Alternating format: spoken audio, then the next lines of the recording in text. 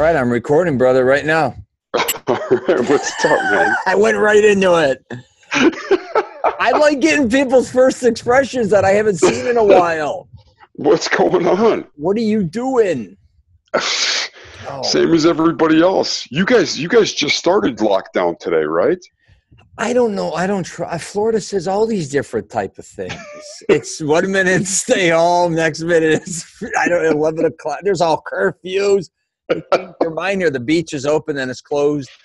I'm at my townhome backyard here, and Okay. they shut the pool down because of threats, life-threatening threats, people partying too much. They shut Okay. Okay. Now they reopened it again. Then my gyms are, I don't know what some beaches are. Florida's a mess. I don't know what they're doing. I tell you, every time I don't want to think bad things about Florida, you guys do this. That's what I fit in the madness, but I also think they wanted to stop people from New York or other places, Pennsylvania, DC, coming here too.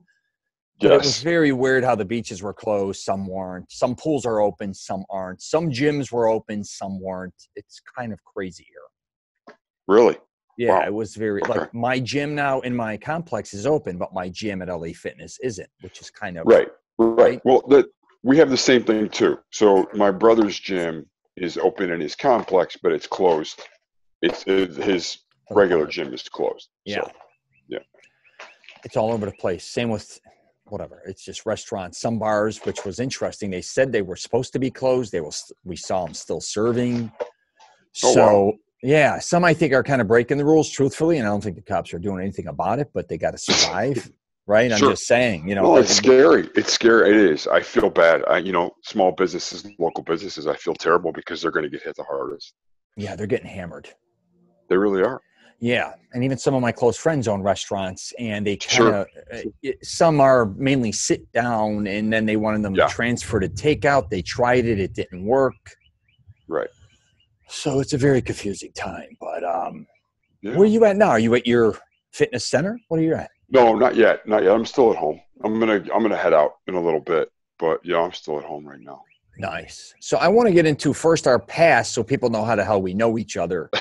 And then I want to go into what you do specifically. Okay. Sure. So obviously we, not a lot of people know this, we made 2 films together and you were my lead in both of my films. Yeah. 2 movies. Yeah, we did Sore Losers back in 1999. You were just I think a law student at that time, or just maybe regular college, right? No. I was out. I had already, I had not taken the bar yet. In 99 or 2000? Yeah. I got you. 90, yeah. And then we did Insanity. Yeah. And I don't know if you remember this at Sore Losers. I have no footage of me in my past ever working out except in that film with me and you. It's Sore Losers? I remember it. We were at whose house? D'Angelo's? D'Angelo's house. His basement. His basement. He had a full gym. Yes. I think I was about 240 pounds. You were like 140 pounds. But that to this day is the only footage of me. I'm just kind of happy because I was like curling 135 pounds for like. I remember that. For like reps. I did 3 sets for 10, so we got to shoot. That's all I've got.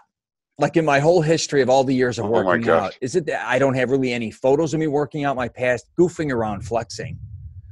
Yeah. But people are always like, Rich, did you lift that much weight or what did you used to do? I'm like, go to Sore Losers. That's all I got for you. that's literally all I got. I remember that. So, we did that. And then if you remember too, because you were even so in shape back then, I wanted to incorporate that in my intro, my second film, Insanity. So we went in the city, if you remember. We did a bunch of shootings. You swimming, you cycling, you running all over Chicago, which came out pretty cool, I thought, for an independent film with the intro. Yeah, I thought it was fun. I thought, it was different. We had a lot of fun doing that too, because we were on location for everything.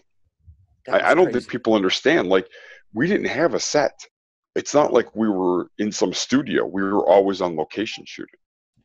I think, and I'm not exaggerating, I think my first film, which a lot of people would think I'm a moron, but I just wanted the authenticity of it. But we shot it, just one film, like over 120 locations. Can you imagine me and you scheduling, and a majority of them, you were scheduled at, say, half of them. Right. And I wasn't supposed to be in that film. My buddy was. And then after we did Sore Losers, I think our chemistry probably worked better because we had a past even before the film a little bit. Yeah. And truthfully, you were so much younger. You're still younger. At that point, you were really young. I was young. And I was in my 30s, basically. You know what I mean? So Mm-hmm. you're talking a whole different dynamic of two different people, just, Sure. two different backgrounds. But that was an amazing time. I look back at It that, was. and that was the most, the first film, the most stressful time of my life. Mm-hmm. One of the most interesting. But then when we did Insanity was almost the flip side of that, was the most, the funnest time of my life, I'd say, is filming our second film. Yeah. After we kind of completed and learned so much on the first, I think too, me just focusing on you on the second film. And Insanity was fun. It was, I remember being out in the cold. I mean, do you remember we were shooting in the winter. Everything was night scene because I wanted it to be night. And it was night scenes. And do you remember shooting at O'Hare? Yeah, I got the authorization to shoot there after 9/11. Right after 9/11. She gave me that authorization. How crazy was that? We shot at the international terminal.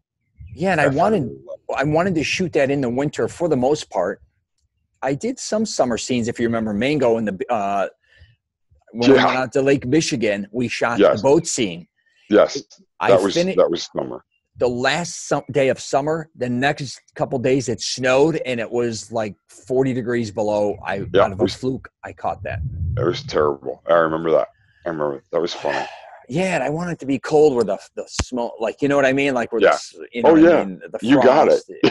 You got it. I hate cold, but I said this has that atmosphere of death. Like, you know what I mean? Like it was legit. Plus, we had a lot of equipment doing different things, dressing a certain way. I had you don't like the cold. Oh, yeah. But I wanted you to wear certain outfits, long coats, turtlenecks. We had all that, and it'd be hard to shoot that, obviously, in the summer. We would have died. Oh, yeah. So they had all incorporated into the atmosphere. So, unbelievable. Yeah, you can see Sore Losers on YouTube. I don't even know if you know that. No, I didn't know that. Yeah, and Insanity's on Google Play, or you could just Google it and find Insanity. Okay. So, yeah, I'm going to do that. Yeah, you could do that too. You didn't even know this shit. You're the lead in the film. We're both out of it. So now, when I watch your videos, you're too advanced for me. Your language. No, I'm not kidding you. And I've been working out my whole life, but you are on another level. Now I've noticed your title now. It says you are pro athlete. What do you say now? Dual athlete, yeah. Dual athlete, pro. Because when I remember you doing 3 all the time. You were always cycling, running, and obviously swimming. Yeah. And then now it says you are level 2 CrossFit. So did you let's start from the beginning here. You first were a triathlete, right? Right. Okay. So I started having issues. I started having some pretty bad issues with my sinuses. Had sinus surgery in 2008. And at the time, the doctor said, look, we're going to look at some stuff and see how your body reacts to chlorine. And it just happened that the way my sinuses reacted to chlorine, they'd start shutting down. So if I went and swam, my sinuses would shut down, and any bacteria that was caught in my sinuses would turn into an infection. So I had to cut out swimming for a little while, and just went to, cycling and running in terms of a sport. And from there, I got into CrossFit. I got hit by the car in 2010.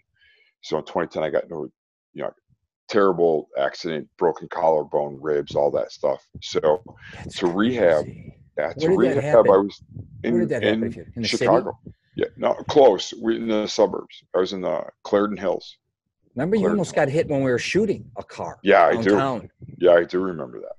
Yeah. Unbelievable. So you got hit by the car. I remember seeing you pictures in the hospital because I use a lot of your photos for my cover photos for YouTube. I know you do. So thank you for letting me do that. But so you got hit by a car, legit. Right. And what happened from there? Go ahead. So I had to have I had to have reconstructive surgery on my shoulder. So my clavicle was busted to pieces.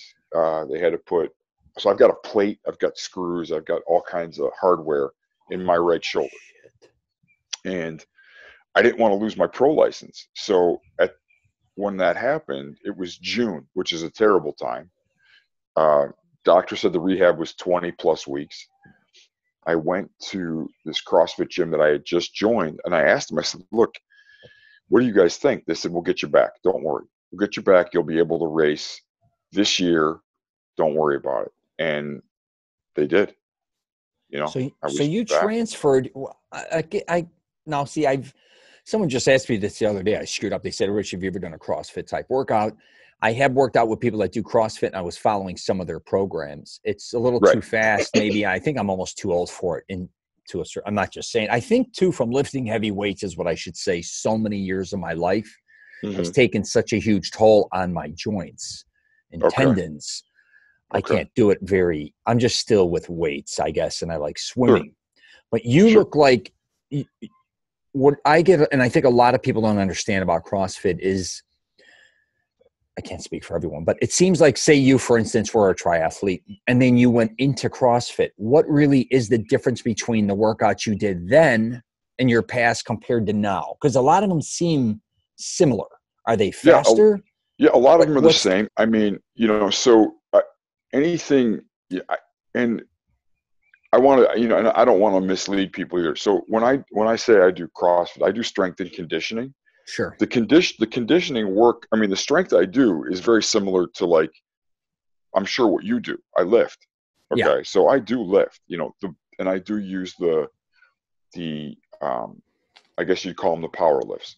Sure. Squat, all variations of a squat, all variations of pressing, and then all variations of deadlift. Sure. And then I include the Olympic lifts too. So clean and jerk and snatch. But I think where people get confused is at the metabolic conditioning piece, which is kind of like the fast-paced piece. Yes. Yeah, I do that. It's a little bit faster, but it's not, you know, again, it's about using what I've learned as an endurance athlete to get the most out of it. So I'm not always trying to go like 100% in every single one of those workouts. You know, I'm trying to make the most of it. So, you know, maybe I'm going like 80%. I finish the workout. You want to prevent injuries is what I always say, and get the most out of the workout, right? Yeah. Yeah, absolutely. Absolutely. I don't, you know, look, I'm older too. Like I'm not in my 20s anymore. So, you know, I got to be conscientious of my joints and, you know, how my body's going to respond too. So it's the same type of idea. I think what people get confused, I did too, is when you watch CrossFit events on television and they're so extreme. Completely different. Yeah. Right. And I think a lot of people think when they join a class, hypothetically, they're going to be working out, training for something like that. No. And you're right. You're right. Yeah, absolutely. I mean, that CrossFit is a sport. And when you see it on television, you see it online, streamed, cases, those athletes represent less than 0.1% of everybody who CrossFits. You know, they're getting paid. They're putting in, you know, that's it. That's their life now. I mean, that is a 6 to 7 hour a day gig for those guys. It's like a professional bodybuilder. Like people look at them and think that you're going to work out to be that, right? And you're not going to be that. No, you're not. You're absolutely right. Yeah, you're not. I mean, it's a job. And so that's why they do what they do. But no, that's not your average. That's not even close to your average CrossFit class. It's just not. Now, I lived in San Diego for a while. That's huge, CrossFit. Obviously, training for marathons, triathlons, anything is a monster there. Doing Tough Mudder. I mean, it's amazing how fitness orientated they are on a different level. Oh, yeah. Southern California.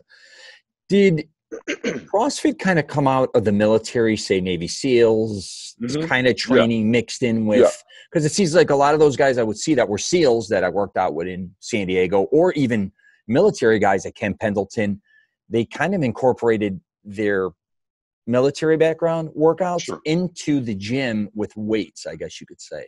Is that kind of similar to how that's formed? Yeah, absolutely. I mean, a lot of the early adopters of this were military guys. I mean, when I went, I had no idea. I swear to God. Yeah. I thought they would ask me if I was in the military and talk to me, and I'd be like, what are you guys doing here? This goes back even 10 years when I think CrossFit was in its infancy. Sure. But it was still there because obviously San Diego was so ahead of the game. They were talking about CrossFit. I'd be talking to other people in the country, and they'd be like, I have no idea what you're talking about, dude. Yeah. Yeah. So, I mean, when I signed up, when I started in 2010, the guys that owned the gym were Navy SEALs. The Okay. two guys that owned the gym. That So, makes sense. excuse me. So military guys found this to be, something that they were able to do on base. It was something that they were able to do regardless of where they were stationed. A lot of them, Sure. and that's why you have a lot of workouts in CrossFit named after fallen soldiers or fallen first responders. I had no idea So, about that. No yeah. idea. So the hardest workouts in CrossFit are named after fallen first responders. Wow. I never knew that. That's amazing. Yeah. That's crazy. So yeah, I mean, Well, that's a the wonderful CrossFit, thing. it is. Oh, it is. It's one of my favorite things about CrossFit, actually. Yeah. And I got to tell you, it's always had a very strong connection with military. Very strong. Do you think CrossFit is a phase? To be honest, you know how every decade, to a certain degree, It's a great has a question. certain type Yeah, of that's a great phase. question. And even opening the gyms, like, is that a phase? Because as you know, a lot of people could just open a gym anywhere for the most part. And I even work out in some CrossFit gyms because I travel so much. Some can Sure. be in a barn, hypothetically, and I'm not Right. exaggerating. Like, No, I go in places that are no, in you're right. barns and I'm working out in a barn. Or I'm Right. working out in a garage that's like an old gas station, hypothetically, right? Sure. Same like old school powerlifting gyms. They seem to Right. be on par with one another a little bit, where it could be very independent. Sure. And and again, great question. I think what CrossFit's trying to avoid is that this was cool for now, and then in 5 years it's not cool anymore. Right, to Right? Like trend. it's really trying to avoid that. So what's it, from the headquarters to all your affiliates, what they want the affiliates to do is define their own identity.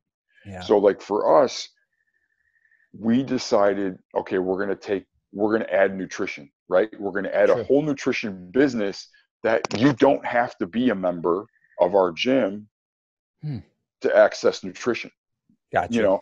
So the most of the actually all of the affiliates kind of operate as franchises, right? Okay. So you open your CrossFit gym, you pay your fee to CrossFit headquarters, but CrossFit headquarters expects you to figure out your way to survive.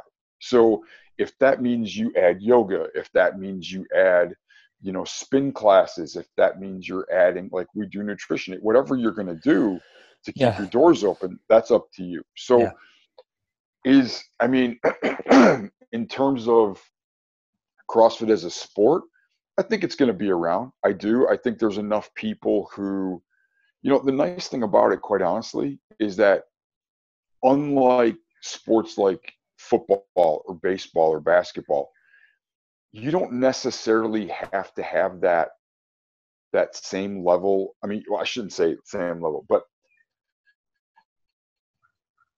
you have to be good at so many different things and not a specialist. Like you can't be a specialist at one thing in CrossFit anymore. So Right.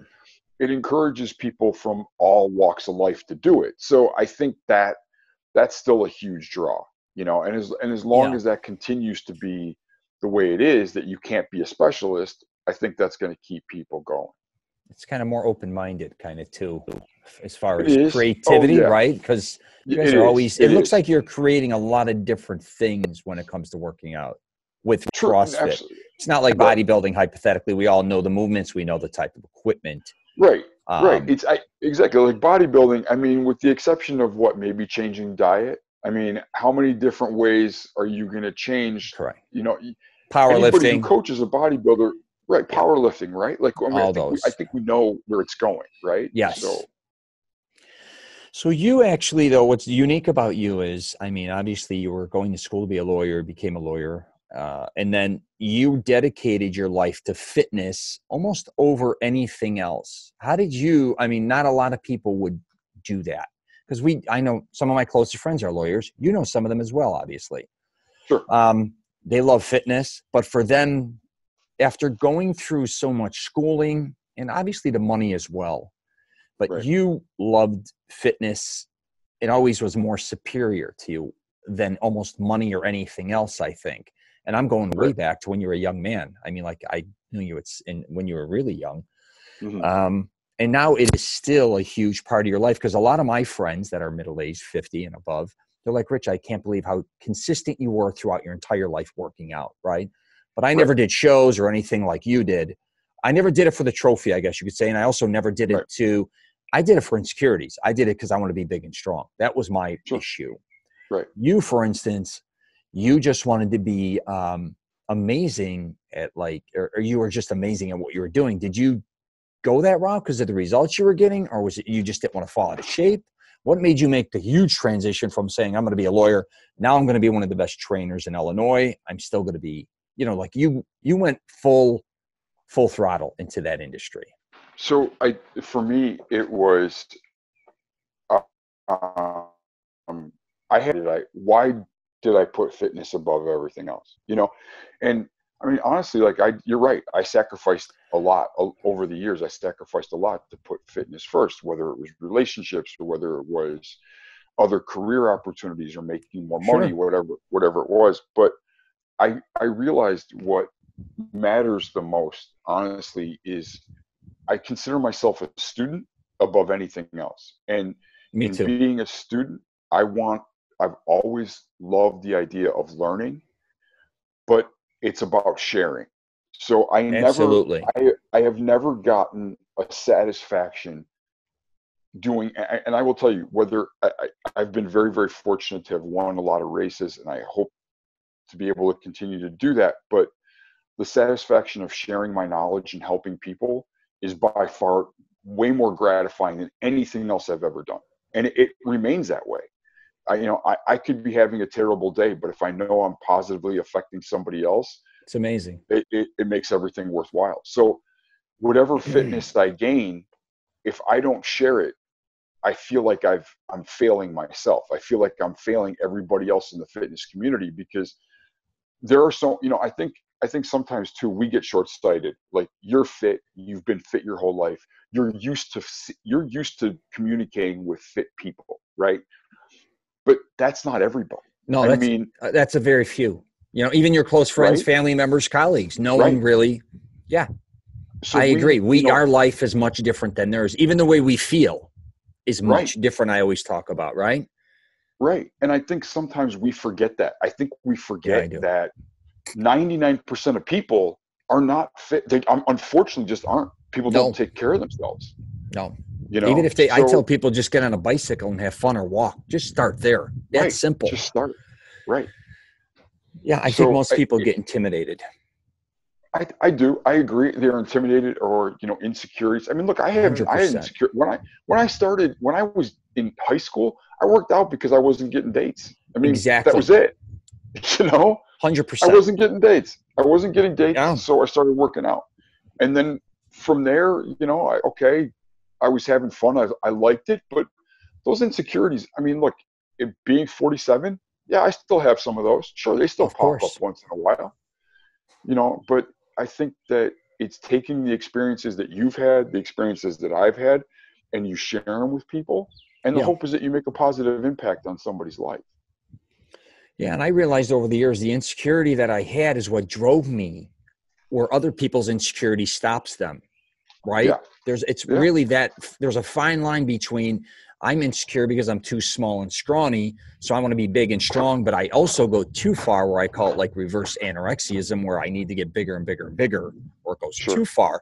But then you have people that have insecurities where people either made fun of them, or they never felt attractive, or they don't, whatever the case may be, that paralyzes them or stops them from working out or getting in better shape, regardless what age it is, right? Yeah, and look, and I think you're seeing a lot of that, like that paralyzing fear right now with people. I mean, we see it up here a lot. I mean, I don't know if you guys or if you know people, but like, look, people are. I was saying this to a couple of people. There are some people who are going to come out of this pandemic fitter. Believe it or not, there are 100%. People who are going to come out of this thing 100%. Fitter. And not just physically, but mentally as well, because they're going to realize they were able to live and thrive during an extremely stressful time. But the people who have just kind of shut down and closed off, what happens when it's done? Like I worry about what are you going to do when it's over? Because what did this say about you? You Yeah. weren't able, you allowed your fear to paralyze you. Yeah. So is that how your life is going to be? You kind of wonder those things. Yeah. And I feel bad for people that were, say, already obese, and are they going to get more obese, right? Right. And then some people, I've been saying this forever, now is actually a time to really look back at what was working for you fitness-wise and what hasn't. Because a lot of people are like, oh, I can't go to the gym now, I'm going to fall out of shape. I'm like, if you have that mindset that only a gym can keep you in shape, you have to get creative. There's a lot of other things you could do. Now, don't get me wrong. If you're going to lose some mass because you're not lifting weights, well, boo-hoo for you a little bit. But you can still do a lot of things, and you can actually maybe get in better shape because you could run, you could jog, you could cycle. It's not like they're telling you can't do anything physical. You're not in a prison with no gym. Right. I mean, that's just it. Like, I think people, and I hear the same thing, and you're right. It's nonsense to think, well, now I can't work out because I don't have a gym. No, there's still the outside. I mean, you're right. You have to get creative. You have to get creative. Yeah, and you got to learn. I always said it's a time to study. Like right now, you could be watching YouTube. You could be reading a lot about fitness because a lot of times we just get caught doing the same shit over and over again in the gym, wondering why we're not getting results or why we look the same, why we're not, nothing's improving. We've kind of flatlined, I called it. And you're right. I mean, look, the fitness, I really have to tip my hat to the fitness community because so many gyms, coaches, so many people are putting out free content right now. It's all over, right? People are putting free workouts all over the internet right now.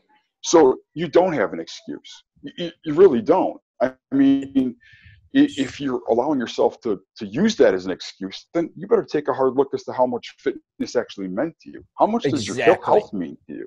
Exactly.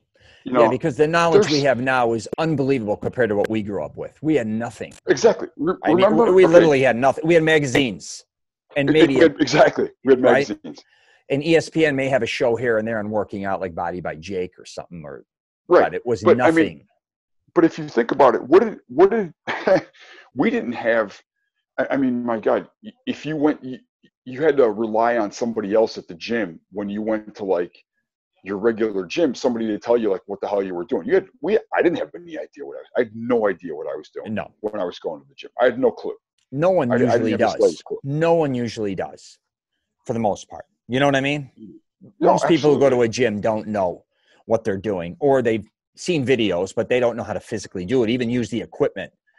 Sure. And I talk about that in my videos all the time. Either pair up with somebody who knows what they're doing, or just learn that it's going to be a process. You don't go to school or college for a year and all of a sudden you have a degree, right? Or you don't learn, right? I'm just saying, you want a body in a year. People think they're going to go to a gym for 6 months and look and feel incredible, or it's going to evolve into something that's really unrealistic, because if they look at people that worked out, they don't realize they've been doing that for a decade, 2 decades. Right, exactly. Right? They don't realize all the, like I said, it's like thinking you're going to get past the bar in 6 months. It's the same kind of mentality. You have a long road to go to learn a lot about fitness, working out, nutrition. Absolutely. Yeah, absolutely. And the thing is, and you know this, it doesn't end when you get to a certain level, right? Like, it's not like you get to say, okay, good, I'm done now. It's for life. I tell people a lot of times. Look, actually, maintaining it is harder than getting there. I mean, absolutely. It's a lifelong adventure where people think, oh, I'm going to just do this for 6 months and see how it works out for me. Most likely you're going to fail. I'd hate to say it. You can't also say in 6 months, I plan to be in this shape, run this fast, cycle. And if it doesn't happen, like quit, you have to realize it may take you 3 months, but it may take you 2 years. Everyone's obviously genetics are different.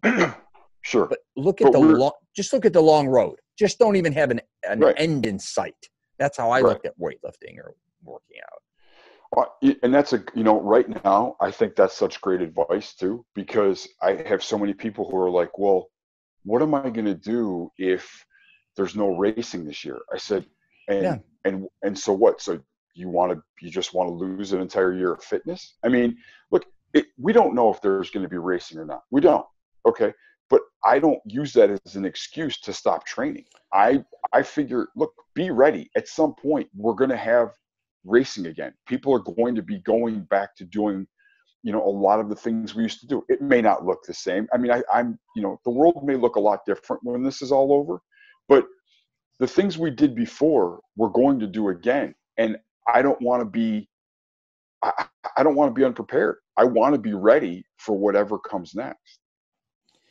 I talked about that, and maybe even earlier in our podcast, maybe I didn't, but do people do it for the trophy a lot of times? Do they do it for social media, right? Do they do it for the attention? I think most people who work out a lot of times don't admit it. They do it for attention. But I think now with social media, but if you see people too that only sign up or do something for a short amount of time, and then they almost know they're going to, like, I'm not going to say they know they're going to quit, but they are kind of just doing it for, say, a show. And you could see a lot of those guys, even bodybuilding in the old days, I'd see them get ready, commit for so long, do a show, and then just fall into a pile of shit, go party, do drugs, and destroy themselves. It's funny how there's all these different things come into play when it comes to every person who works out. I don't know how to. It's just. I think no, you're right. I mean, I do think that when it comes to individual sports, because you're only relying on yourself, right? Whereas team sports, I think that's a lot harder. I think just kind of dropping in and out of team sports, different thing. It's completely different. But individual sports, I've seen guys do it where, they give themselves a very short window, maybe a couple of years, and they're done. Yeah. They get a little bit of notoriety, they get a little bit of success, and then they're out. Then they kind of bounce. And whether they become bored or whether they just don't have that passion or that commitment for it. Yeah, unfortunately, the unfortunate part is the minute they stop racing or competing, they stop doing anything. And so it's that I noticed that too. It's weird, it's that same, it's that same terrible road, right? Where you see these guys now, I know some guys who raced for a few years, had a lot of success, and now have all kinds of health complications because they just stopped working out altogether. I mean, just completely shut it down, which, from one extreme to another. If you're in this for the trophy, you're in it for the wrong reasons. Yeah. I got to tell you, you have to be able to, my philosophy is you have to work hard when no one is watching all the time. I honestly don't care who sees me working out and who doesn't. And I actually prefer if people don't. Yeah, I think we're kind of solo worker-outers. I used to be very social in the gym. I work out in different gyms, but I think me and you kind of just, well, you used to do not shows. You used to do all different types of sporting things. But it's more, we realize it's an independent journey too, right? A lot of our friends are going to quit working out, our colleagues, our friends. If you keep going, most likely you're going to end up alone a lot of times, right? You are. You know what I mean? Besides, of course, we're working out with people in our gym and stuff, but close friends, family members, and all them that you used to start, or the people you started working out with for many, many years, kind of just, for the most part, quit. They did. A lot of them. And that's where, and that, look, and I don't know, I don't want to speak for you, but some of it, when you lose some of that, right? When you start to see some relationships that were in place disappear, it's tough. It's tough. It's hard to make that decision. Like, when you say, look, I think that what I am doing has to be the most important thing. And you're not able to share it with people, let's say, old friends or family members, because they don't care or they don't want to hear it. That's tough. It's hard, but this has to be, again, I think that what we know and what we learn has to be more important. We have to think bigger than ourselves. We have to think about how we affect our sphere. So, and when I talk about our sphere, it's a lot different now than we were kids. Like, you have your podcast, you are constantly on social media, your sphere, your people that you can talk to, that you influence, that you communicate with, is so much greater, right, than you probably ever imagined it would be. Right. And so you do this because you want that image, that you want that knowledge and that positivity to go out to them. I mean, look, you still are able during this really stressful time to help people stay lighthearted about stuff and still send a message of, look, I'm staying in shape, guys. Yeah, this is tough, but you're sending that message to people. So think about how important that is. You know, if it didn't matter to you, you wouldn't be doing this. Right. It's an honest approach. Yeah, it absolutely is. Yeah, that's great. And going back to, if you look at a lot of people who are getting married and things, I was just discussing this, like a lot of women, they lose all that weight or they get in great shape. Yeah. Same with a lot of dudes. And I was just going back Yeah. and forth with Mike Mango, who I did a podcast with, and he gained, I think, 60 pounds, maybe more after he got married. Yeah. And then that's when like, how did he let himself go to that level? You know, it's amazing how we kind of give ourselves, I call it giving ourselves the pass sometimes. And let our bodies kind of, go get out of shape, I guess you could say, or just let ourselves go physically when the most important thing in our life is our health. And I don't think a lot of people, without our health, we're nothing, you know what I mean? And it doesn't mean, I think where people get confused in life is they think working out has to be some extreme lifestyle. They have to go to a gym 4 to 5 times a week. They have to cycle 10 miles a day, run 4 miles every day, do all these things, which you don't have to do that. You just got to find what works best for you. I mean, you're a pro athlete. You can't compare me to you hypothetically, right? I'm just saying, even for but I found what worked for me and where I felt more comfortable. You found what worked for you, right? Exactly. Just saying. It's individual. No, absolutely. It's individual. I think, and you're 100% right. I think people have this, and this is where social media becomes a little complicated too. Mm-hmm. You know, the videos, the people that get the most likes or the most attention are the ones that seem the most extreme, right? Yes, of course. So what ends up, so your average person is like, well, I'm not doing that. Like, I'm not going to go to a gym and do that. That's crazy. I don't want to do that. Or I can, and so the message gets missed. And what you're saying is the message. Look, no one's asking you to do any of those things. I think what we're saying is go for a walk and see what happens. Absolutely. Okay. Start somewhere. Start there. Nobody is telling you to do anything more extreme than what you do to get around on a normal basis, which is walk. Yeah, that's what I always say. Just start somewhere. Absolutely. And why compete against everyone? I couldn't compete. If I tried to compete against you, even as a young man, that would have probably not worked out. Even with you maybe competing against lifting heavier weights that I was lifting, you'd probably be like, Rich, I ain't gonna. You know what I mean? If you look at two guys that went 2 different directions working out, was me and you, there was no way we were interested in competing with one another. Still to this day, right? To this day, exactly. Right. Look, what I care about is, are you staying healthy? Are you staying fit? You are. And that's what's awesome. That's it. I don't want to compete. If anything, I want to help. If anything, I want to be able to help, And so that's the other thing too, is like this, we've gotten ourselves to this place where we're so afraid that if we show a little kindness, it comes off as weakness. Guys, it's absolute. That's the most ridiculous thing. Look, you and I got to where we are because we were lucky that some schmo took 5 minutes and said, hey, look, you're doing this the wrong way. Here's a better way to do something, right? Like, okay, so just, be open. Be open to taking some advice. If you're somebody who has knowledge, be kind enough to share it. Be kind enough to share something like that. Absolutely. And put down the earphones and socialize in the gym a little bit, right? And I'm just saying. Down, talk to people.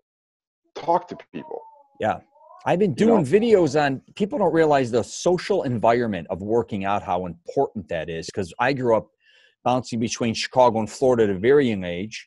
And I was around a lot of people that were lifting a lot of weights, let's say football players, wrestlers, power lifters, all them. And they were great guys. Again, I wasn't putting a Walkman on. This is like in the early 80s. This is how far back I'm going. Oh, I remember. Oh, yeah. You learn that your environment is a huge part of who you are when it comes to fitness, right? Yep. So anyways, I really think socially too, who you hang out with, all those things mean a ton, right? Oh, absolutely. Your community. We all have our own communities now, right? And our community is super important. The community is super important. We're fortunate in CrossFit. CrossFit not because of the workouts, but because of the community. and we talk about it as coaches, we talk about it all the time. We are what we are. We have the ability to do what we do because we have a community, you know. Absolutely. So our community is our local gym, and then our community expands globally to other gyms around the world. Sure. Where people are CrossFitting. So, but you know, everybody has a community. Absolutely. I mean, people, you have your community, and be thankful that my gosh, if you belong to a gym, at least you can say, okay, I am part of a healthy community. Absolutely. Engage that community. Exactly. Don't expect them to engage with you too, right? You got to be the one to reach out, ask for help. Yeah, everybody's you know what I mean? around, everybody's sitting waiting for somebody else to do it. No, you do it. Be the one to do it. Instigate the change. Absolutely. Absolutely, my friend. All right, I got to do more podcasts with you. You got to go train, don't you? What are you doing today? Yeah, I'm gonna. You know, I got to. So we're doing something. We're doing a few different things. So I started that video series. Yeah. I started a video series. That's awesome. So people can start, you know, I know people are going to be outside now. I know people, you know, I know gyms are closed and people are going to be outside. So I want people to get the most out of being outdoors, whether it's running or riding a bike or whatever it is. So I started doing a video series on Instagram and Facebook. I love your whiteboard too. Honestly, that's a huge help. It's I got to have a whiteboard. I got to write, man. I got to It's good. It's good. So we've got that. We're still hosting classes virtually, you know. So our gym lent out a bunch of equipment to members. Members were able to come and rent equipment out while the gym's closed, and so we're still hosting classes. We do Zoom meetings and we're hosting classes. So just trying to push as much content out there as possible for people. Yeah, that's awesome. You know, so I'm going to go shoot a couple videos today. I'm going to shoot a nutrition one. I'm going to put up. I'm going to shoot another video on training on, you know, for people who want to get out and ride and run. So I'm going to keep pushing stuff, man. Did you ever do the Ironman in Hawaii or no? I have not. You know, so I qualified at a very young age. Actually, you're going to laugh. So when I got into the sport, the Chicago Triathlon, actually, if you placed high enough, it actually qualified you for Kona. And so when I was 21, I qualified for Kona.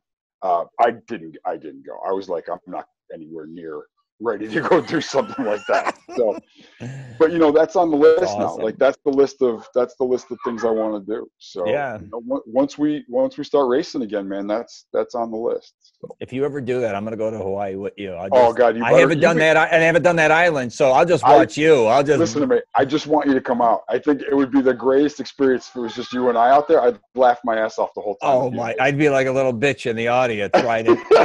I'd be on the back of the bike with you. That's fine. That's fine. We gotta live it up. I got to go to some of your events, man. If you ever do any more, I mean, if you do some more recently, especially Florida or wherever, because I was always traveling and I wanted to always go to some of your events. I do a lot. You know, for us here, we only get so much. You know this. Chicago only gets so many good months. So Florida is typically. You know, I actually was planning on Florida in March, and then that got canceled. But hopefully in November, December, I'll be down your way. You know, that's the plan. Yeah. Be down your way in November, December. That's awesome because I definitely want to connect with you or whatever. I know every time I come to Chicago, you live right near my mother, but I'm always with my mother and there's so much family. I'm in for wedding. It's massive. I know. So I saw your sister. She's wonderful. I love seeing her. I did. My sister. Say hello to your mom and dad and your little guy. Everybody. Please say hi to your mom too. Please say hi to your mom. I will. She talks about you all the time. I once saw you. I was taking off on 55, and I saw you on your bike going another way. Probably. And I knew it was you. Yeah. I just knew it was. I saw him. I think I was with my mother. I'm like, there goes Guy. She's like, oh my God, he's crazy. He's going too fast. Does he know what he's doing? He's gonna get killed. I said, Mom, was he just going 35 miles per hour? It's like he's gonna die on the bike. He's gonna die. Your mom is the best. Oh my God! But because I think funny. you live in that complex near there. But like I said, we were getting and you were coming over it. I think you go into those woods or whatever. I don't know. Yeah. By the gas station. Yep. On the corner by 55. But you were shooting on ass. I knew it was you. I almost said, let me go chase him down, but I think I was actually going to the airport. So. Oh wow. Yeah, I was gonna go to chase you down. That would have been. But anyways, that was the last time I saw you cruising fast. How fast you go on that bike? I'll get it up in the 30s. Yeah, I'll get it up in the 30s. It looked like it, man. You were hauling ass. I like that bike a lot. All right. Do you want to tell anybody where to find you or whatever? Your Instagram? Yeah. So just at Guy Petruzzelli, Facebook, Instagram, Twitter. You can find me on all those. Hit me up if you got questions, if you have comments, anything. I'm always happy to hear, always happy to help.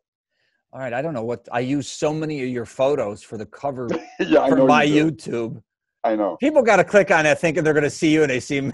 It's got to be but I don't know which one to use for this one. I got to come up with a great one. You know where to find them. I steal them. I steal everything from you. I know.